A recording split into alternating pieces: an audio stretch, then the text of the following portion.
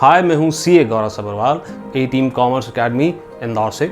और इस वीडियो के अंदर हम बात करने वाले कि एसीसीए करने के बाद आप कनाडा जाना चाहते हैं जॉब करने के लिए, तो आपको क्या करना होगा। आइए देखें।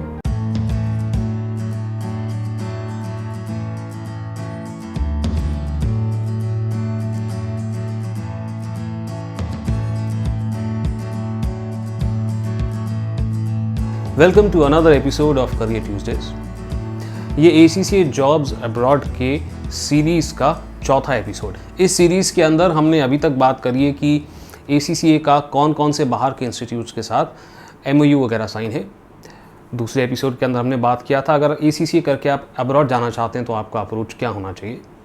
तीसरे एपिसोड से हम कंट्री स्पेसिफिक हो गए। तीसरे एपिसोड के अंदर हमने बात किया कि अगर आप यूके में जॉब करना चाहते हैं एसीसीए करने के बाद तो आपको क्या करना चाहिए, क्या सही अप्रोच होगी।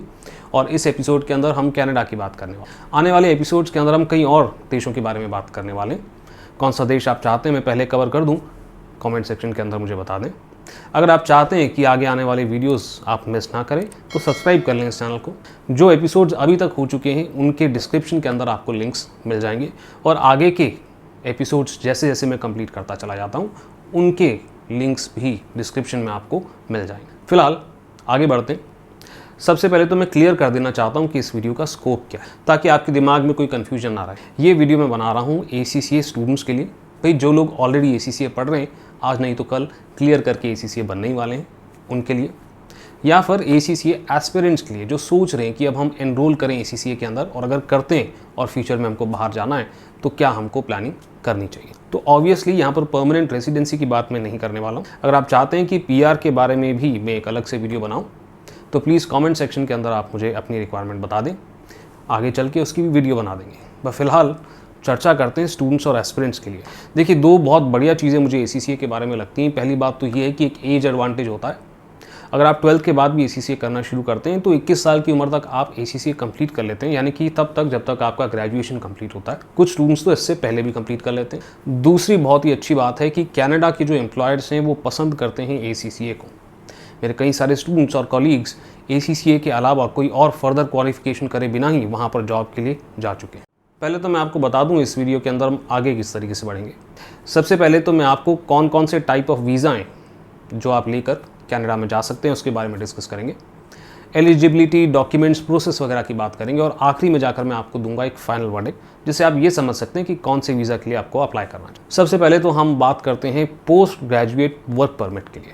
एसीसीए कंप्लीट करते से आपको ग्रेजुएट माना जाता है और फर्दर क्वालिफिकेशन के लिए इंडिया में रहने की बजाय आप कनाडा जा सकते हैं। अगर आप कम से कम 2 साल का भी वहाँ पर पोस्ट ग्रेजुएट प्रोग्राम करते हैं तो आप एलिजिबल हो जाते हैं 3 साल के वर्क वीज़ा के लिए। जब आप एसीसीए कंप्लीट कर रहे होंगे तभी से रिसर्च करना शुरू कर दें कि कौन से इंस्टीट्यूट के अंदर आप वहाँ पर एडमिशन लेना चाहते। वो प्रोग्राम कंप्लीट होते से ही आपको इंतज़ार करना होगा अपने मार्क्स का। जैसे ही आप अपने मार्क्स रिसीव कर लेते हैं आप अप्लाई कर सकते हैं वर्क परमिट के लिए। जब तक आपके वर्क परमिट के ऊपर डिसीजन नहीं हो जाता तब तक आपको एक टेम्प्रेरी वर्क परमिट दे दिया जाता है जिससे आप वहाँ पर काम कर सकते हैं और अर्निंग कर सकते हैं। हाँ, अगर आप वहाँ पर कोई डिप्लोमा कोर्स वगैरह कर रहे हैं जिसका टाइम पीरियड 2 साल से कम है मगर 8 महीने से ज़्यादा है तो वो जितने भी टाइम पीरियड का आप कोर्स कर रहे हैं आपको वर्क परमिट केवल उतना ही मिल सकता है। इसलिए मेरा रिकमेंडेशन है कम से कम 2 साल का प्रोग्राम आपको वहाँ एनरोल करना चाहिए। सर, कौन कौन से कॉलेजेस हैं जो अप्रूव्ड हैं कैनेडियन गवर्नमेंट के द्वारा, तो उसके लिए लिस्ट मैंने आपको अटैच करके दिया हुआ है डिस्क्रिप्शन के अंदर, आप देख सकते हैं। अगली बात हम करते हैं वर्क वीज़ा के लिए। इसका मतलब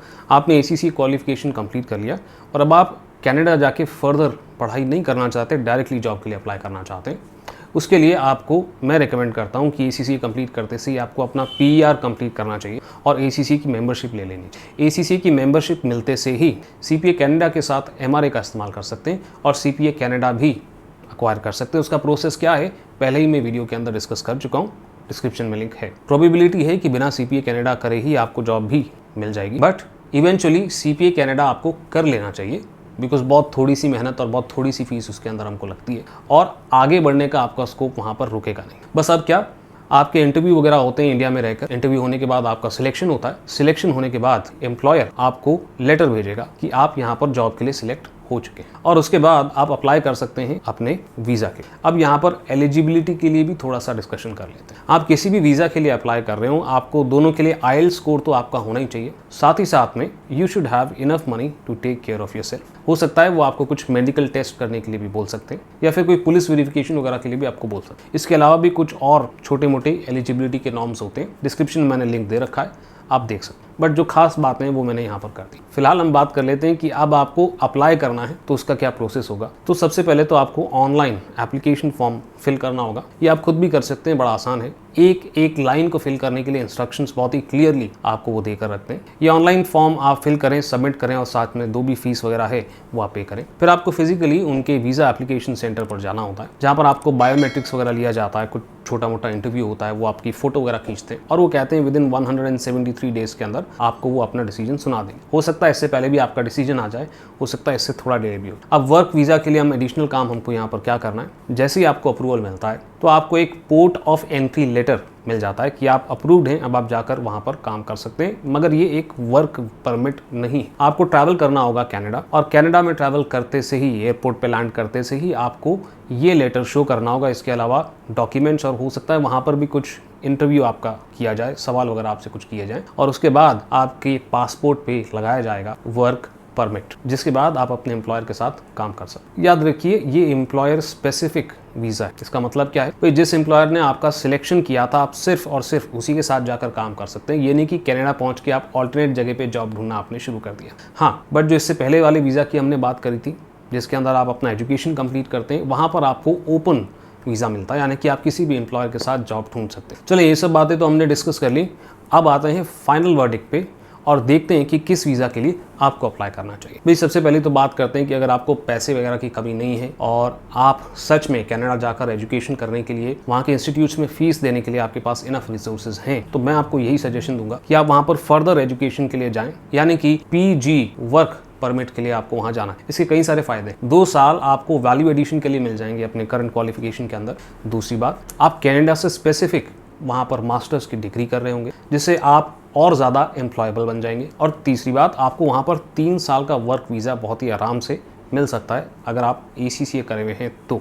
एक और बहुत इंटरेस्टिंग फैक्टर है जो आप यहाँ कंसिडर कर सकते हैं। अगर 12th के बाद आपने ACCA करना शुरू किया या मे बी उससे पहले किया, यानी कि आप यंग हैं, तभी भी मैं आपको रेकमेंड करूंगा कि आप इसी रूट के थ्रू जाएं। बट अगर तो आप अपनी एज की एक later stage, in that case मैं आपको कहूंगा कि आप डायरेक्टली वर्क वीज़ा के लिए ही अप्लाई करें, क्योंकि आपका CV रेज्यूमे के अंदर ऑलरेडी थोड़ा सा दम है। आप क्वालिफिकेशन कर चुके होंगे अभी तक, वर्क एक्सपीरियंस आपका काफ़ी तगड़ा होगा, नॉलेज आपकी काफ़ी तगड़ी होगी, तो यहाँ पर वर्क वीज़ा आपके लिए बेटर चॉइस है। अब ये सारे फैक्टर्स को थोड़ा सा साइड पर रख देते हैं और एक फैक्टर लेकर आते हैं कि सर अगर फाइनेंशियल दिक्कत है हमको तो क्या करें। प्लीज़ लोन वगैरह लेकर आप कनाडा जाने का ना, अगर पैसे की आपको दिक्कत है, आप ACCA कंप्लीट करके सबसे पहले यहाँ पर जॉब करें, अपना PER कंप्लीट करें और तब तक बाहर जाने का ना सोचें जब तक आपके पास एक सब्सटेंशियल अमाउंट नहीं हो जाता। उसके बाद थोड़ा बहुत आपको लोन लेना पड़े तो बात अलग है। तो ये मेरा रिकमेंडेशन है, चॉइस आपकी है। अगेन पिछली बार की तरह यहाँ भी मेरा रिकमेंडेशन है कि अगर आप ACCA कर चुके हैं तो अपना PER इंडिया के अंदर ही कंप्लीट करें, प्रेफरेबली एक बिग 4 के अंदर या फिर किसी बड़ी मल्टीनेशनल कंपनी के अंदर। उसके बाद अपना ACCA का मेंबरशिप के लिए अप्लाई करें, MRA का इस्तेमाल करें CPA कनाडा के साथ और अपना CPA कनाडा भी कंप्लीट कर लें। PER करते समय आप फर्दर क्वालिफिकेशन वगैरह के लिए भी जा सकते हैं, जैसे कि एग्जीक्यूटिव MBA, CFA, और अपनी प्रोफाइल को थोड़ा और स्ट्रॉन्ग बना सकते हैं और उसके बाद ही आप अप्लाई करें। And that's it. मैं उम्मीद करता हूँ कि इस वीडियो से आपको कुछ मदद मिली हो। आप चाहते हैं कुछ और सवाल करना, प्लीज़ कॉमेंट सेक्शन में मुझे बता दें। आने वाले कुछ वीडियोज़ के अंदर हम बात करने वाले और देशों के बारे में जहाँ पर आप एज ACCA जॉब करने के लिए बड़ी आसानी से जा सकते हैं। अगर आप उन्हें भी मिस नहीं करना चाहते तो प्लीज़ स्टे सब्सक्राइब और बेल आइकन प्रेस करके ऑल नोटिफिकेशंस ऑन करना ना भूलिएगा। इसी के साथ आपके CA Gaurav sir, that's right, आपको नेक्स्ट वीडियो में मिलेंगे।